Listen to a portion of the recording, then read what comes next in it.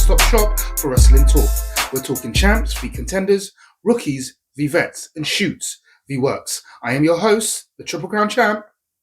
Let's get into it. The champ is here. And in this episode, we're talking about this week on Smackdown and the build to Money in the Bank.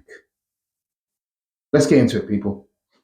So, first thing I wanted to talk about on SmackDown this week was Alexa Bliss. Now, I'm so happy Alexa Bliss is back. I've always been a long-time fan of Alexa Bliss and would love to see what is next for Little Miss Bliss. I would like to see where they're going with this Charlotte angle. It will be very interesting. I mean, it's been a long time since they've worked together. Not quite sure exactly how they would work. It's such a long time. I don't think I was watching NXT at the point that Alexa Bliss spoke of during the promo between her and Charlotte, so I don't really have much information about that. What I will say, though, is I notice every time Alexa Bliss comes to the ring, every time she enters an arena, it's almost like the person the magic of the Fiend wore off on was Alexa Bliss. Not so much Bo Dallas. I always thought Bo Dallas had his own thing. So going back to NXT again, the first point that I started to watch the solid product of NXT was during the era of Bo Dallas being the champion. So my knowledge of the women's division at that point is not really there. The first thing I remember about NXT was Bo Dallas as champion. I did start watching it quite late in respects. So I think Bo Dallas always had his own thing. I always liked Bo Leave, oddly enough, something that never got over on the main roster, but I enjoyed Bo Leave. I thought it was quite funny. And I thought that's probably actually why it didn't work on the main roster. Big fish, small pond kind of thing. So once he got to the roster, the Bo Leave gimmick did not work.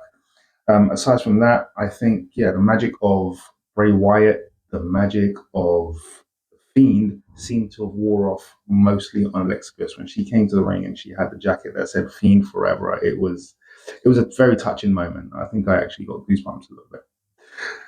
Anyway, let's move on to DIY and their work in the ring. I am consistently impressed with DIY. Once again, going back all the way to NXT, Johnny Gargano, absolutely amazing wrestler. He grows on you. If you're not a fan yet, he grows on you, and at some point you will realize why they call him Johnny Wrestling. Tommaso Ciampa is almost a second coming of Triple H. So it's interesting, actually, when they put Randy Orton in the ring with Tommaso Ciampa, because it's all three of them, those characters at their most sinister, is the exact same ideology. It's very cerebral and methodical and very mean. Tommaso Ciampa is that. And you hear the commentators speak about it every now and again. They're 100% true. He is phenomenal at doing that. Absolutely amazing. So DIY always work. I wait for the day they break them up. As always, they'll probably go with a line of a feud between Ciampa and Gargano because it always works. They're great. It's Kevin Owens, Sami Zayn, that between them. So, but I guess in the beginning, it's easy to get DIY over as a tag team.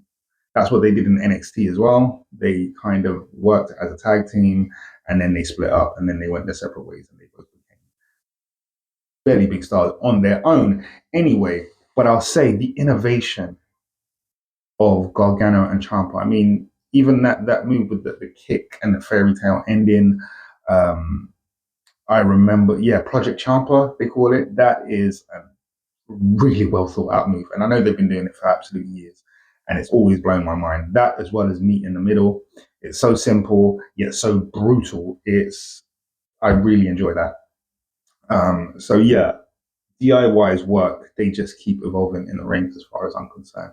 And I think the addition of Fraxium is a very interesting one. So it seems like this feud, they're just going to trade the title back and forth between all these tag teams. Say each tag team maybe holds onto the belt for 2 months, maybe 3 months, culminating in something massive. I think there could be a lot to be done here. So I think SummerSlam would be too soon to end a storyline like this, especially since you just added Fraxium into the equation. You got Fraxium, you got DIY, Pretty Deadly are around there as well. You've got all these tag teams, Street Profits holding a title. I think maybe a tag team war games, something that's never been done there. Tag team war games, three tag teams against three other tag teams. It would be absolute mayhem. But awesome. I think, yeah, SummerSlam is too close to end this feud. There's a lot more meat on the bone, as it were, as far as that storyline. But anyway, let's move on a little bit to Damian Priest, Andrew McIntyre. This is another one. I think WWE are doing storytelling very well at the moment. It's no wonder that they have this show coming out called Unreal. So I'll say, as far as that's concerned, I think Drew McIntyre's story is being told exceptionally well at the moment. After losing Brock Lesnar, you need someone up at that card, but he is there every week. Some gravitas can be lost because look at Roman Reigns and look at Brock Lesnar. At the period of time he was in the WWE, some gravitas can be lost, and I think maybe he should be taken off of TV a little bit more so that you can give that grandiosity. In other respects than that, he's helping with the law and the build of Damian Priest, very much so, to be something of a bigger star. Because I think for the period that Damian Priest has been in the world title picture, at the very least, he has not really gotten over as we hope him to. And he is a very good wrestler. So it's not a problem with that. He is innovative as well. So there's not really a problem with that. What I think is going to happen here is we go from the Hell in a Cell at main event, which is booked, we know that, to Hell in a Cell at SummerSlam because it builds both characters. I can't remember Drew being in Hell in a Cell. I might be wrong about that. But I can't remember Drew ever being in Hell in a Cell. And again, you need to make the character that big, that grand, that um, commanding, that kind of destructive character, composing, just terrifying figure. I think Drew McIntyre can be that character. I think he can be much like Brock Lesnar was. I think Hell in a Cell for Damian Priest and Drew McIntyre is a logical next step. I think it finishes off their rivalry well. So I think in that case, Damian Priest should win the next match, making it a rubber match, best of three. Then you go to SummerSlam, and I'm not sure who exactly wins that. Logic should say that it would be Damian Priest, but the way Damian Priest will win won't be definitive because damage can't really be done to Drew McIntyre's character, and I'm seeing that now a lot more every week. The intensity of this man, even when he cuts promos, because the promo he just cut on SmackDown was a phenomenal promo. The way he makes sure that everything he says is well registered with the audience, and it's as simple as this. This is where Drew McIntyre gives his promos. He makes sure you can see his eyes. He makes sure that the intensity that he is trying to give off is conveyed to the audience. It's as simple as this. So yeah, I think the work that Drew McIntyre done, it's vast. It's not just in ring. He's worked on promos. He's worked on just about everything because this wasn't the man we knew back in the 3MB days. So anyway, let's move on to one of my favorite wrestlers. I've said Carmelo Hayes. Carmelo Hayes consistently works well in the ring. We know this already. We're starting to see this win, lose, or draw. I mean, but Carmelo Hayes works great, and I always thought that this feud that started with The Miz was always going to be a build for Carmelo Hayes, and it was always also going to do great work for Aleister Black, which I think it already has been showing.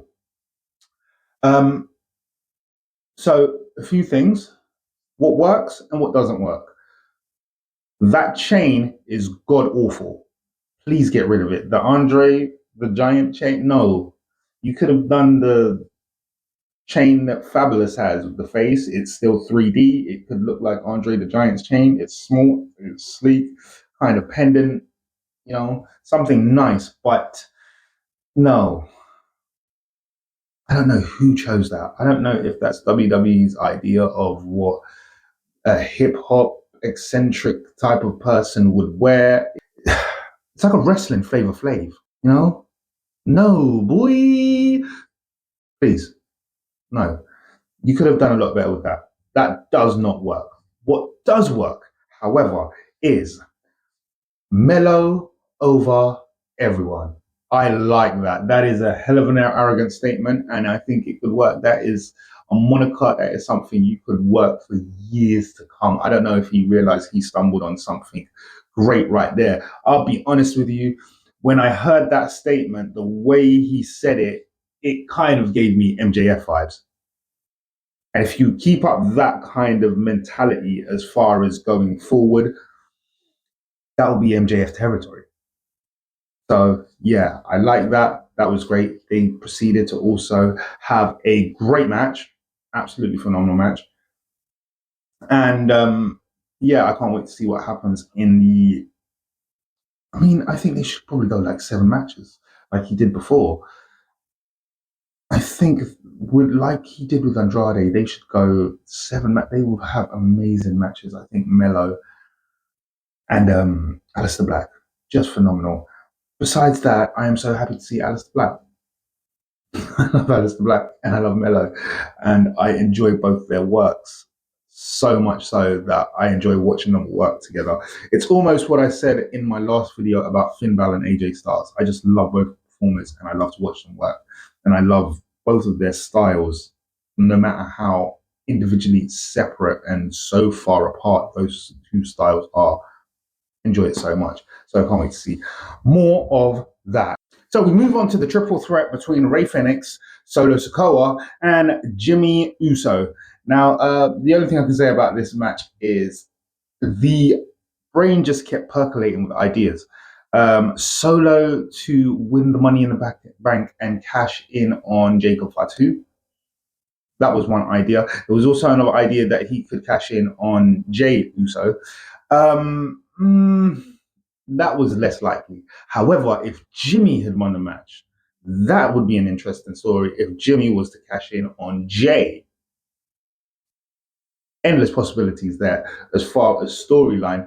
But what we got was obviously Solo Sikoa winning the match. We'll see where they go with that. He's only in the Money in the Bank. He's not won it yet, so we'll see where it goes with that. But I thought there was a lot of possibilities with that. A lot of possibilities with that. Wanted to talk about how interesting the Naomi Lurkin. That was also an interesting spot. So we'll talk about the end of the show. The end of the show was a match between Tiffany Stratton and Nia Jax. Nia Jax trying to regain her world title that was lost to her by Tiffany Stratton. I'll say Tiffany Stratton has clearly gotten better, and she's getting better at a very quick rate. What I also will say is that the way the match ended was a little bit much. So what we like about champions, what is great about a champion in a wrestling promotion historically was always that a wrestler had the ability to get over with the fans. They were a draw. People would pay to watch them. They'd be interested in the stories that they told, but they were also safe wrestlers. They wouldn't hurt people. They should legitimately be able to defend that title against anyone if anybody tries to shoot instead of a work. But they were also simultaneously supposed to be safe. They weren't supposed to hurt their opponents. Why do I say that? I say that because Tiffany overshot that drop kick by so much, and she opened Nia up.